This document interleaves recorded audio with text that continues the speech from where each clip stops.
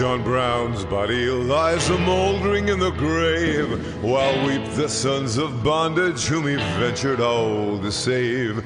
But though he sleeps, his life was lost while struggling for the slave. His soul is marching on. Glory, glory, hallelujah. Glory, Welcome glory, hallelujah. to War of the Rebellion, Stories of the Civil War. I'm your host, Leon, and this is a reading of the personal history, Reminiscences of the 19th Massachusetts Regiment, by Captain John G. B. Adams. Chapter 14, Columbia, Presidential Election. We arrived at Columbia in a drenching rain, were taken out of the cars, and remained in a field near the depot until the next morning. We had no chance to make a fire, and were wet, cold, and hungry. Along the tracks were cars filled with families who had fled from Charleston and Atlanta.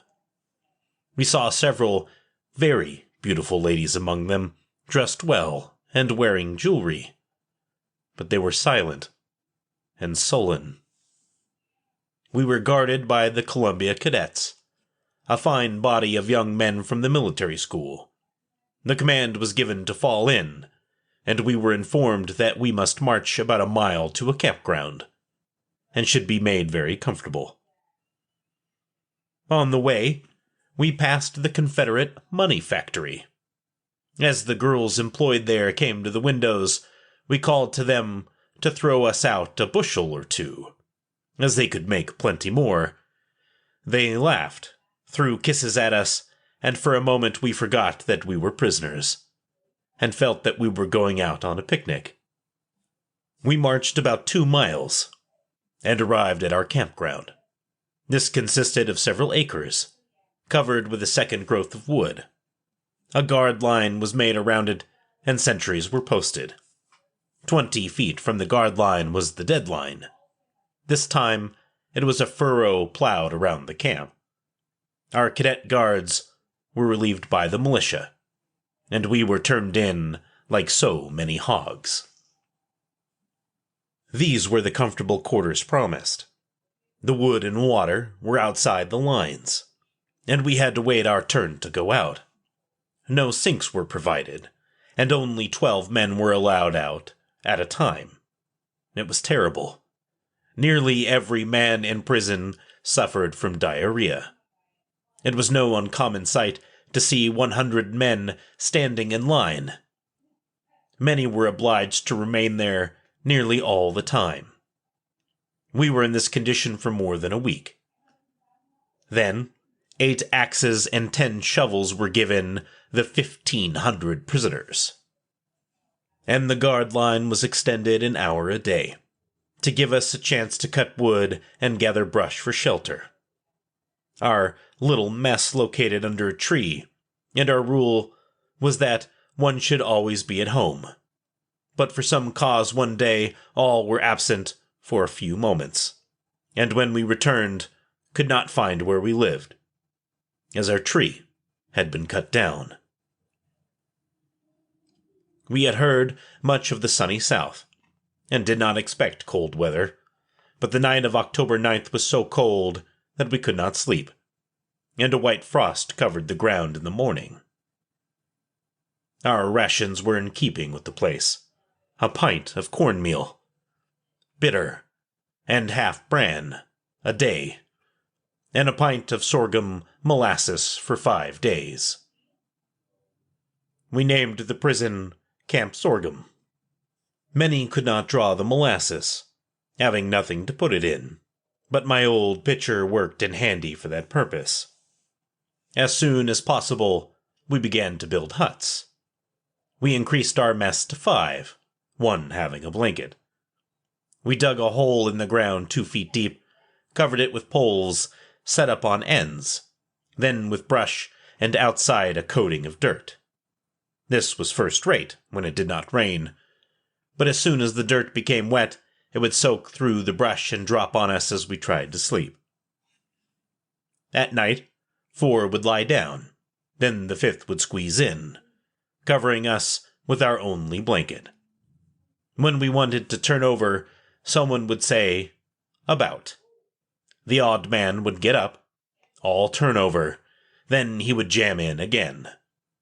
So we lay packed like sardines in a box, keeping alive from the warmth we received from each other.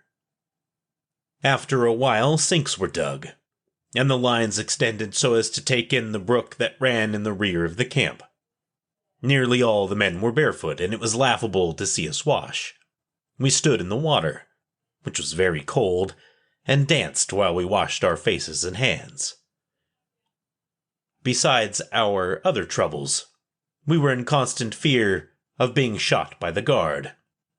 One evening, as we were gathered in little groups around the fires, we heard a shot, and saw Lieutenant Young of the 4th Pennsylvania Cavalry throw up his hands and fall dead. Upon investigation, we learned that one of the guards had asked another if he supposed he could hit a man at that distance. A doubt being expressed, he drew up his piece and fired, with the result as stated. Another time, an officer was waiting with his axe on his shoulder to go out for wood. He was standing several feet from the deadline when the guard fired, killing him instantly. We made every possible effort to have the rebel officers take some action that would prevent our comrades from being murdered. The guard who did the shooting was relieved one day, and the next appeared on duty on the front line of the camp. As far as we could learn, he was never reprimanded. The presidential election was drawing near, and was the subject for discussion in the prison. The rebels were much interested in it, and their papers were filled with complimentary words for General McClellan, the Democratic nominee. They were sure that his election would bring peace, and that the South would gain its independence. They tried to impress us with the idea that the election of McClellan meant liberty for us. But as much as we desired release from captivity, we had learned that what the rebels desired was just what they ought not to have. The election was held October 17th. Why that day was selected I do not remember, but it was possible because we could not wait longer. We were to vote by states, the senior officers of each having charge of the poll. It was an exciting day. General McClellan had many warm friends who had followed him in battle and loved him as their first commander. But it was evident by the debates that Honest Abe Lincoln was the favorite with the majority.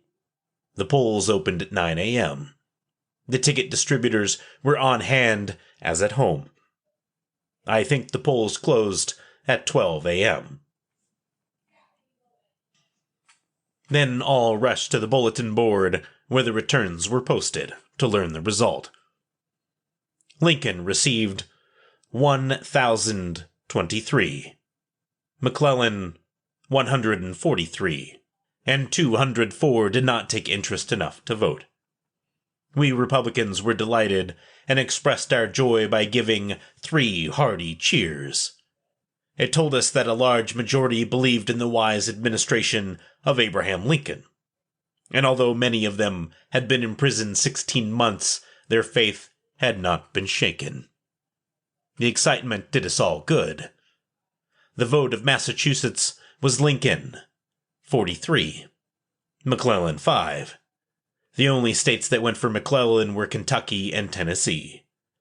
Kentucky gave McClellan 15, Lincoln 13, Tennessee, McClellan 31, Lincoln 26. We had another pleasant event. One day some boxes came in, sent by our sanitary commission. They contained drawers, shirts, handkerchiefs, and a few dressing gowns. There was enough for 1 article to each officer, and we drew them by lots. McGinnis was lucky as he drew a dressing gown, and his clothing being worn out, he used it for a full suit. He had been sick, and his hair had fallen from his head. He looked like the priest all shaven and shorn. As he walked about the prison, I was not so fortunate, as I only drew a handkerchief. The wardrobes of all required replenishing. I wore the same shirt I had on when captured, and although it had not been washed oftener than was necessary, it was too thin for comfort. My light blue pants were worn at the knees and fringed at the bottoms, so I cut off the skirts of my dark blue coat to repair them. My hat was open at the top, and the rim was nearly separated from the crown. I found an old piece of tent and made a new crown, and with the thread raveled out of the canvas sewed on the rim. My boots were worn out, and my feet were bare. No meat of any kind was issued to us at Columbia, but we drew some one day quite unexpectedly. A wild boar rushed out of the woods. It passed the guard and came into the camp. Everyone was after it, and Captain Brown of a Pennsylvania regiment threw himself on the back of the hog and with his knife cut its throat. Without waiting to dress it, he began cutting off pieces and throwing them to the crowd. The smell of fried pork soon pervaded the camp, and in 15 minutes after the boar passed the guard, every particle was devoured. Once in a while, an officer would trade for a little meat. And while they did not entertain company frequently, they sometimes gave banquets. Captains Hastings and Creasy, and Lieutenants Cross, Moody, and Chute messed together. One day they obtained a shin bone with a little meat on it, and were going to have a grand dinner. I was invited as their special guest. They had some rice, and made dumplings out of their cornmeal ration. Captain Hastings was cook, but we sat around to rake the fire and make suggestions. We would taste of it as it boiled, and could hardly wait for the captain to pronounce it cooked. The kettle rested on 2 sticks, and just as we were getting ready to take it from the fire, the back stick burned in 2, and over went the soup. We looked at each other for 5 minutes, without speaking. Then I arose, said I guess I would not stop to dinner, and went back to my quarters a hungry, broken-hearted man. The officers were constantly escaping. Every night the guard would fire, and while no one was wounded, we knew someone had passed out. The rebels called the roll, or counted us every day. This was done by driving all to the dead line and counting from right to left. After the right had been counted, we would skip down through the camp and fall in on the left, and that way we made our number good. But so many were recaptured and brought back that they mistrusted what we were doing, and made us stand in line until all were counted. Chapter 15. The Escape. And that will be the end of our episode today. A little short, 15 minutes, but that's all of Chapter 14, so I apologize. But I'm going to get this out to you guys a little bit early this week, so enjoy the back-to-back episodes, and then you're going to have to wait until next Thursday for the next one. And of course, it's a juicy episode, right, where he goes on his first escape. So this is a very short but a delicious episode. So let's get right into it, my friends. So at this point, it sounds really bad when it comes to malnutrition and his health so far in captivity. I think we're starting to get to see the kind of the end point for him. So first off, his mess, his friends, they're all camping underneath a tree, and someone's always supposed to be there guarding the tree. And then one day, they all happen to be gone at the same time, and the tree gets cut down. And you know what? I bet there was a ton of drama around that tree. Who got the parts? who cut it up. Maybe they were all strategically pulled away from it so it could happen. I mean, there's got to be drama behind that tree if you're using it as shelter in a camp and everyone needs the wood. Oh, man. So the next part he moves on to, though, is they build a little shelter because they have one blanket that they all kind of cram into. And he says they're packed like sardines in a box. 4 guys laying down and then one kind of jumping in the middle and then just covering them up with the blanket. Just what a really awful way to go to sleep every night. My goodness. And I do want to make a very special note about the 2 American officers that are murdered in cold blood here. The first is Lieutenant Young of the 4th Pennsylvania Cavalry, and the second is a unnamed soldier who we didn't know. Well, I just wanted to take a brief moment to remember them. Nobody probably has remembered these gentlemen since they were killed. Maybe sometime afterwards, but it's probably been at least 100 years. So I have a drink with me. It's got some rum in it. And I just thought I would like to have a toast to both of them. To Lieutenant Young of the 4th Pennsylvania Cavalry and our unknown officer, also mentioned. These 2 men who answered their nation's call and were murdered for it. But answered they did.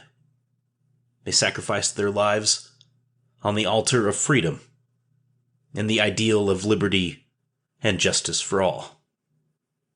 Till Valhalla, boys.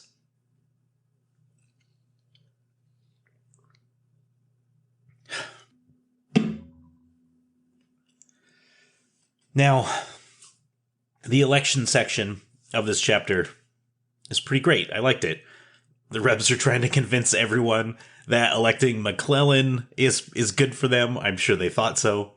Anything to disrupt, Abraham Lincoln's war effort. And such a great quote. What the rebels desired is what they ought not to have. So I agree with that. So he broke it down as the camp election was for Lincoln 1,023, for McClellan 143, and for those who did not vote 204. The last couple of stories are really interesting. He talks about the Sanitary Commission having a delivery, and everyone gets to choose one item, and he got a handkerchief, which is just so brutal. I feel so bad for him, right? If somebody else has got like a full bodysuit jumper onesie kind of thing going on, and he's stuck with just something he can mop his brow with. But the wild boar coming into the camp and everyone just tearing it apart, like dude's just cutting it up, and what a joy that 10 minutes must have been when they were just. But I mean, how do you give that to so many people? How do you divide up one boar amongst 1,000 people? My goodness. So, but the worst is when he's invited to his friend's banquet. They have dumplings. They're making a soup, right? They've been saving up their food. It's a kettle on 2 sticks. And can you imagine what the smell must have been like for men who were starving?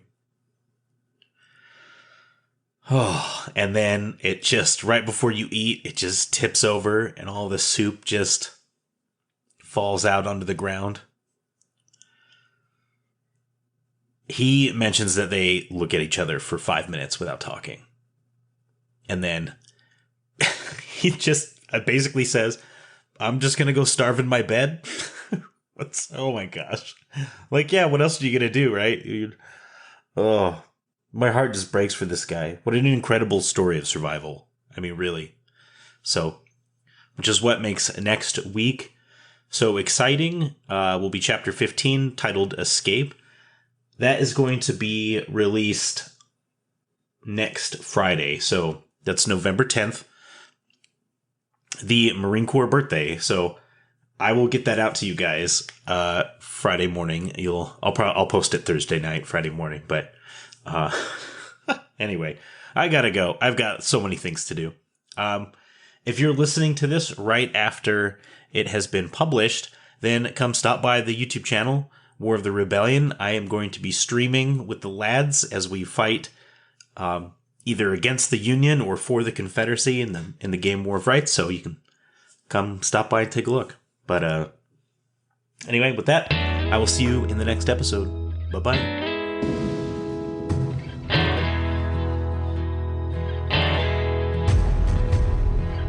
John Brown's body lies a-mouldering in the grave, while weep the sons of bondage whom he ventured all to save. But though he sleeps, his life was lost while struggling for the slave.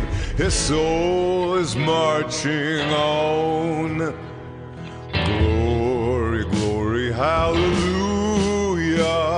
Glory, glory, hallelujah. Hallelujah, for his soul is marching on.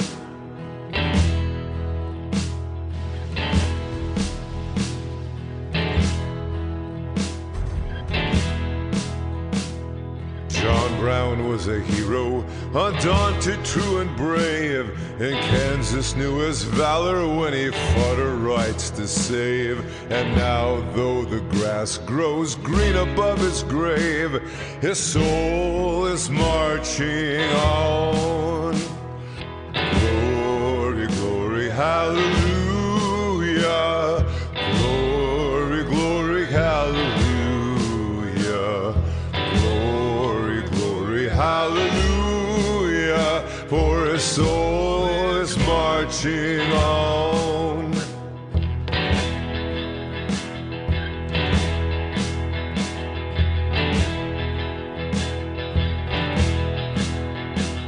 He captured Harper's Ferry with his 19 men so few, and frightened old Virginia till she trembled through and through. They hung him for a traitor, themselves a traitorous crew, but his soul is marching on. Glory, glory, hallelujah. Glory, glory, hallelujah. Glory, glory, hallelujah, for his soul is marching on.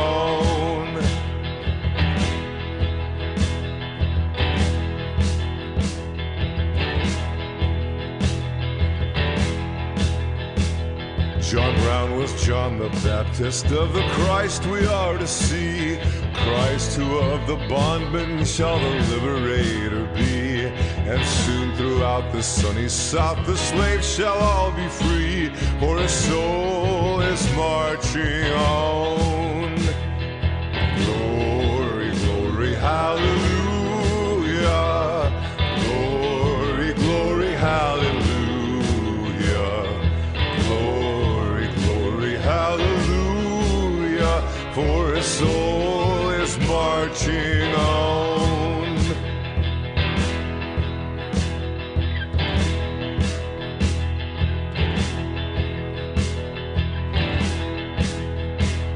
The conflict that he heralded, he looked from heaven to view on the army of the Union with its flag red, white, and blue. And heaven shall sing with anthems o'er the deed they mean to do, for his soul is marching on.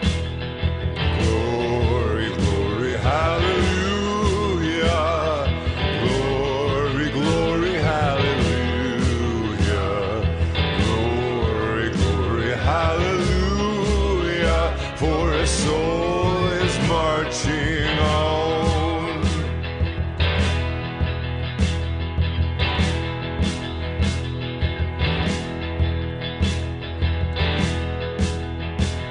Ye soldiers of freedom, then strike while strike ye may, the death blow of oppression in a better time and way. The dawn of old John Brown has brightened in the day, and his soul is marching on.